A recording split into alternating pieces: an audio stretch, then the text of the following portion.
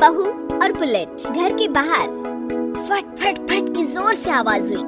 सीमा को लगा कि पटाखे फूट रहे हैं। वो डर के मारे घर से बाहर निकली। देखा तो सामने योगेश यानी कि पतिदेव एक बुलेट बाइक पर बैठे हैं। अरे डर गई क्या? बाइक लेकर आया हूँ तुम्हें घुमाने के लिए। सच में?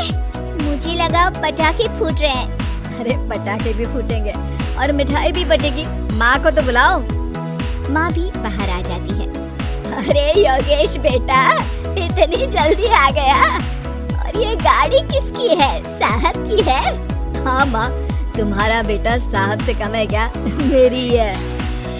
अरे बेटा, इतनी बड़ी गाड़ी ले ली, इससे तो तू घोड़ा ही ले लेता। महंगी पड़ी होगी ना? माँ महंगी सस्ती छोड़ो और मिठाई लाया हूँ, गाँव में बंटवा दो। अरे बंटवा क्यों दो? पीछे बैठो, गाँव में बांट कर आते हैं। सब खुश थे।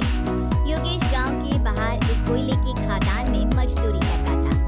मेहनत और अकल से उसने वहाँ ठेकेदारी का काम सीख लिया और सूझबूझ से ठीक ठाक पैसा बनाने लगा।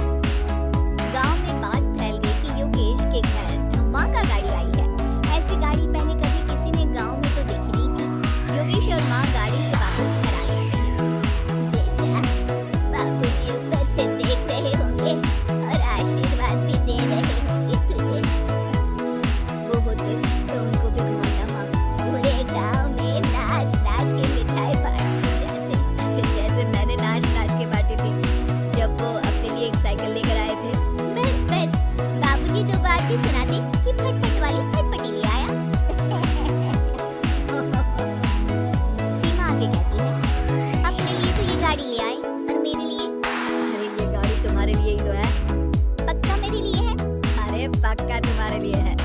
अगली सुबह जब योगेश सो रहा होता है तो उसे बाहर से गाड़ी की आवाज आती है। वो घबरा कर चिल्लाता है, चोर चोर, मेरी गाड़ी ले जा रहा है, चोर चोर। माँ भी जागती है और योगेश के साथ दरवाजे की तरफ भागती है।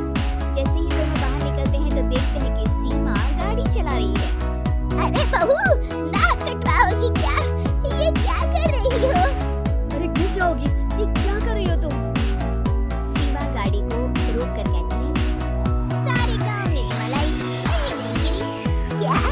सारे गांव में घुमा लाई? अरे लोग क्या कहेंगे बहू? सोचा क्या एक बार?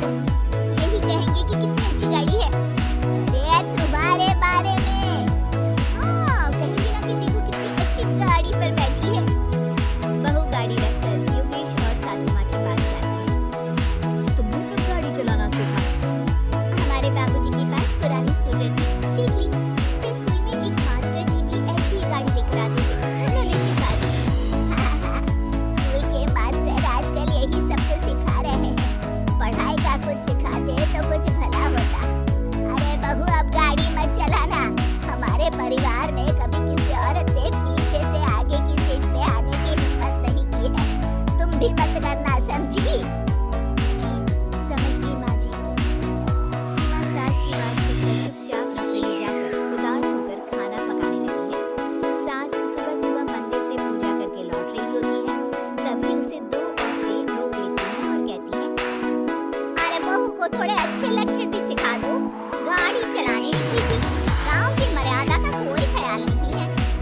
वही तो, अरे पैसे आने लगे हैं तो क्या मतलब कि किसी रीति रिवाज को नहीं मानोगे? अरे समाज में रहना है तो समाज की ढंग से ही रहना पड़ता है। अरे लाज भी नहीं आई बहू को? चूल्हे चौके से निकलकर सीधे गाड़ी लेकर चौराहे चबूतरे नाप लिए, ठाट ठाट ठाट करते हुए। अरे कुछ कह देना उसे। अरे ये क्या कहेगी? बूढ़ी सास है, इनकी थोड़ी ना चलती होगी घर में। हाँ, बहू की भी चलती होगी, मर्जी भी और गाड़ी भी। सास सब सुनकर घर आती है और बहू को चिल्ला के कहती है, अरे नाक कटवा दी सबके सामने गाड़ी चलाकर। औरत जात गाड़ी नहीं चलाती। शहरों में तो 4 पहियों वाली गाड़ी भी चलाती हैं और हेलीकॉप्टर, हवाई जहाज भी। शहर में थोड़ी ना रहती हो मैडम साहिबा। आज के बाद गाड़ी से ही नहीं यूं भी निकलना बंद तुम्हारा घर से।